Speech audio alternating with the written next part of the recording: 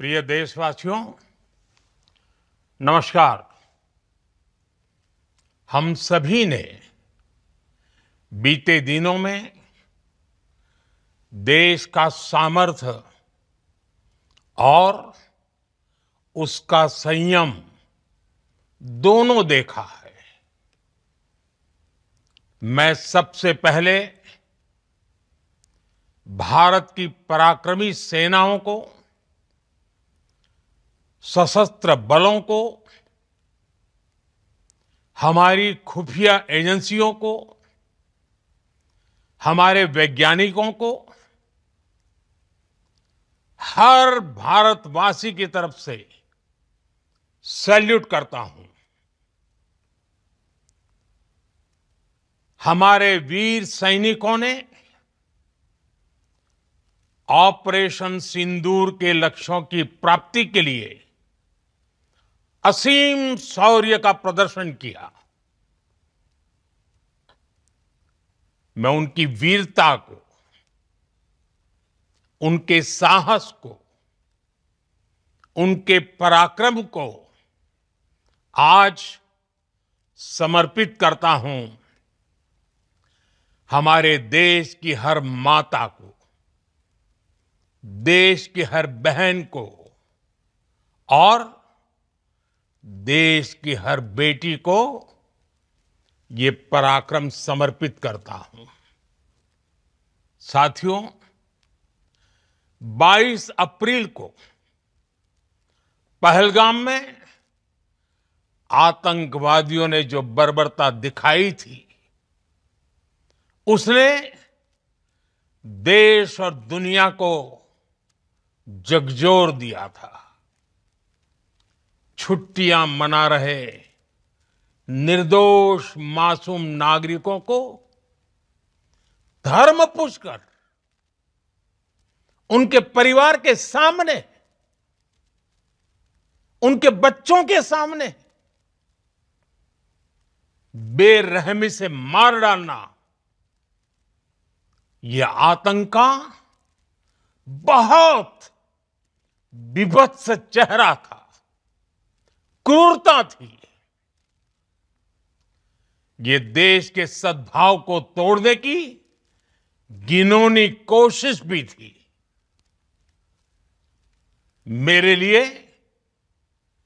व्यक्तिगत रूप से ये पीड़ा बहुत बड़ी थी।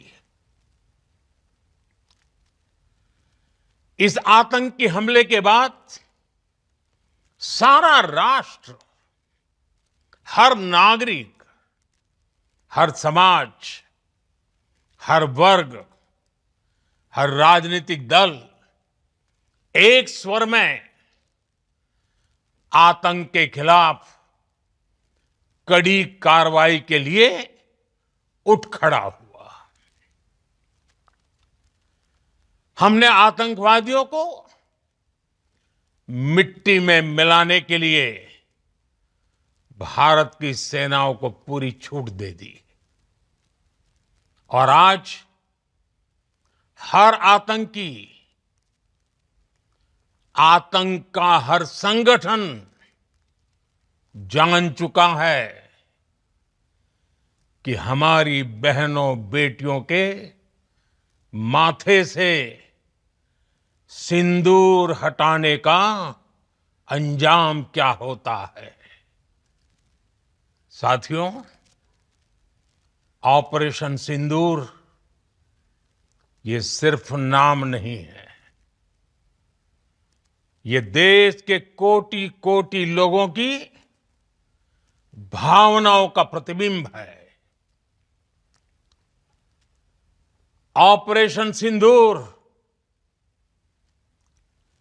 न्याय की अखंड प्रतिज्ञा है।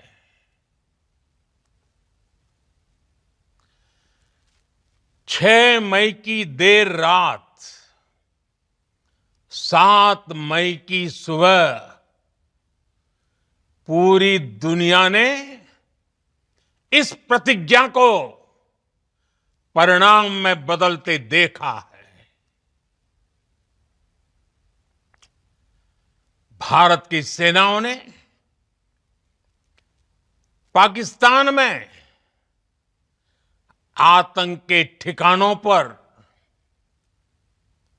उनके ट्रेनिंग सेंटर्स पर सटीक प्रहार किया।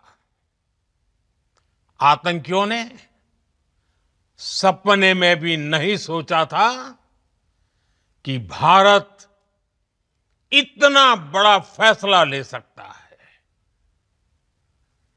लेकिन जब देश एकजुट होता है, नेशन फर्स्ट की भावना से भरा होता है, राष्ट्र सर्वोपरि होता है,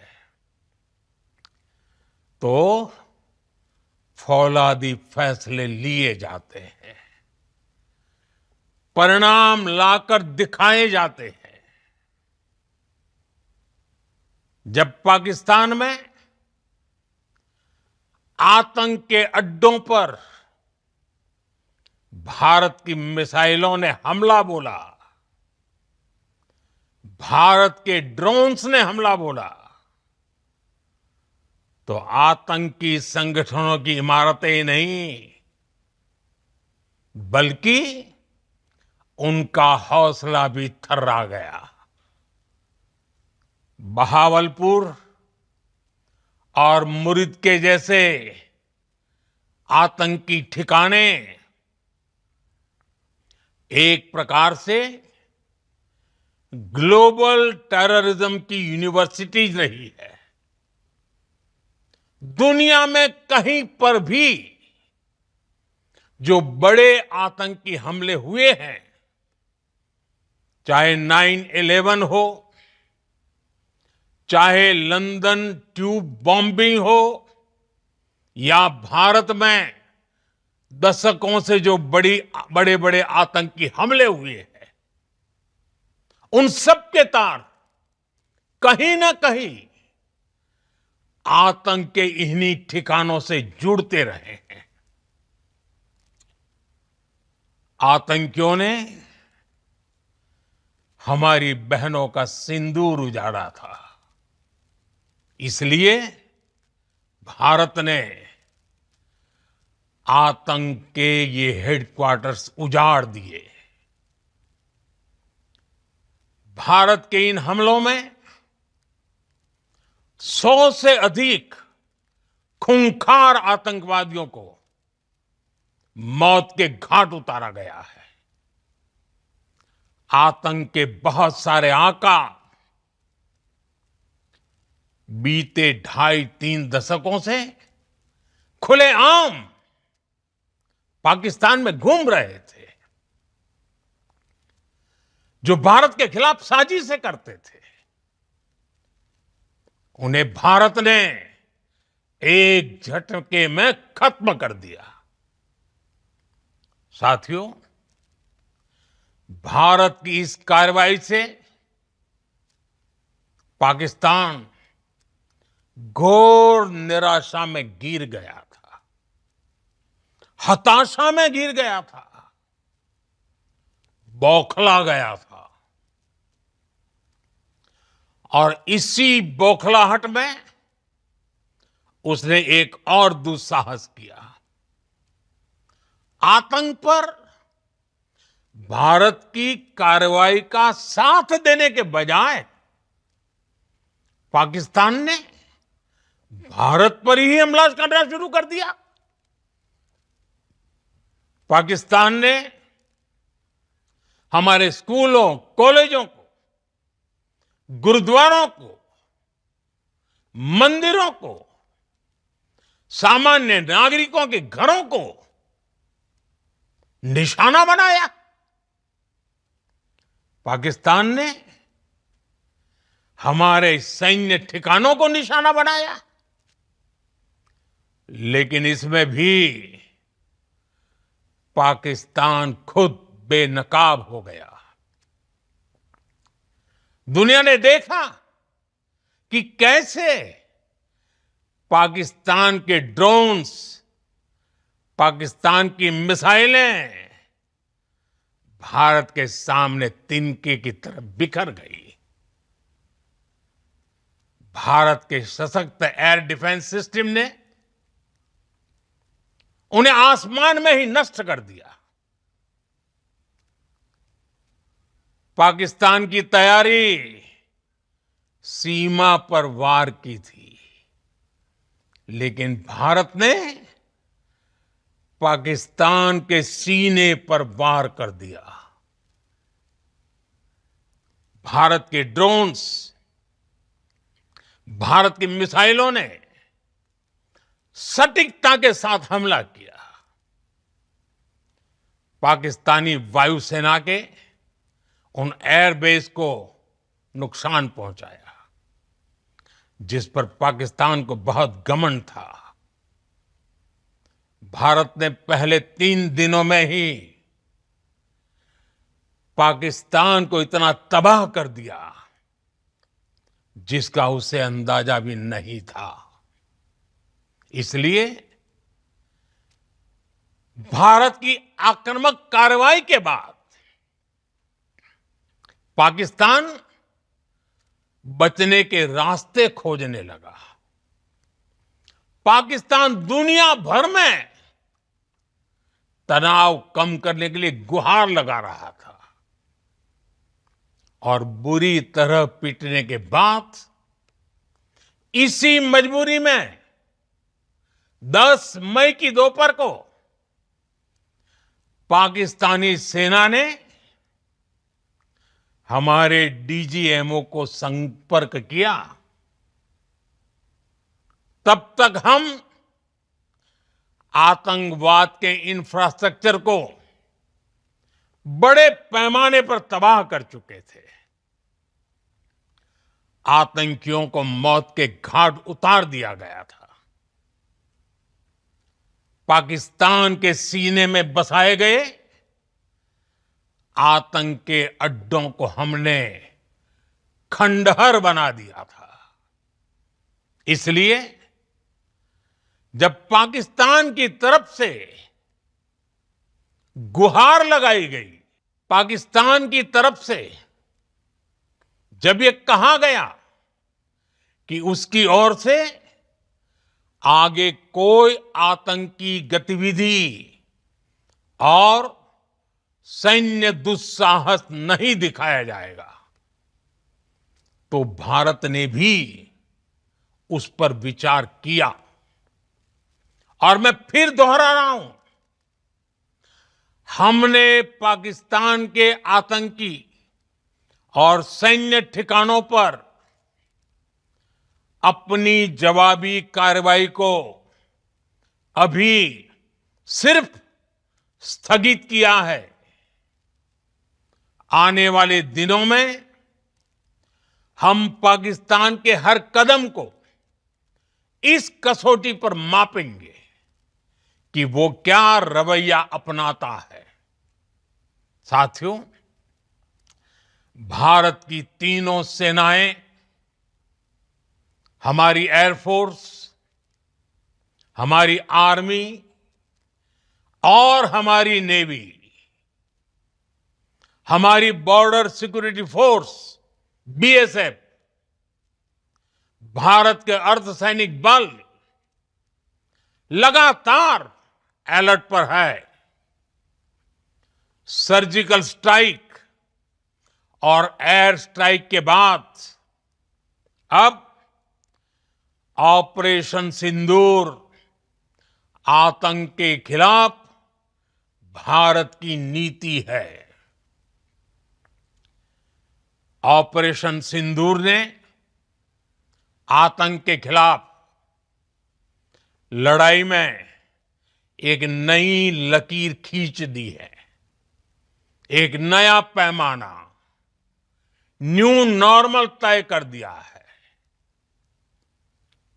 पहला, भारत पर आतंकी हमला हुआ तो मुंह तोड़ जवाब दिया जाएगा। हम अपने तरीके से, अपनी शर्तों पर जवाब देकर रहेंगे। हर उस जगह जाकर कठोर कार्रवाई करेंगे जहां से आतंक की जड़ें निकलती हैं। दूसरा, कोई भी न्यूक्लियर ब्लैकमेल भारत नहीं सहेगा। न्यूक्लियर ब्लैकमेल की आड़ में पनप रहे आतंकी ठिकानों पर भारत सटीक और निर्णायक प्रहार करेगा। तीसरा, हम आतंक की सरपरस्त सरकार और आतंक के आकाओं को अलग अलग नहीं देखेंगे। ऑपरेशन सिंदूर के दौरान दुनिया ने पाकिस्तान का वो घिनौना सच फिर देखा है, जब मारे गए आतंकियों को विदाई देने पाकिस्तानी सेना के बड़े बड़े अफसर उमड़ पड़े। स्टेट स्पॉन्सर्ड टेररिज्म का ये बहुत बड़ा सबूत है। हम भारत और अपने नागरिकों को किसी भी खतरे से बचाने के लिए लगातार निर्णायक कदम उठाते रहेंगे। साथियों, युद्ध के मैदान पर हमने हर बार पाकिस्तान को धूल चटाई है और इस बार ऑपरेशन सिंदूर ने नया आयाम जोड़ा है। हमने रेगिस्तानों और पहाड़ों में अपनी क्षमता का शानदार प्रदर्शन किया और साथ ही न्यू एज वॉरफेयर में भी अपनी श्रेष्ठता सिद्ध की। इस ऑपरेशन के दौरान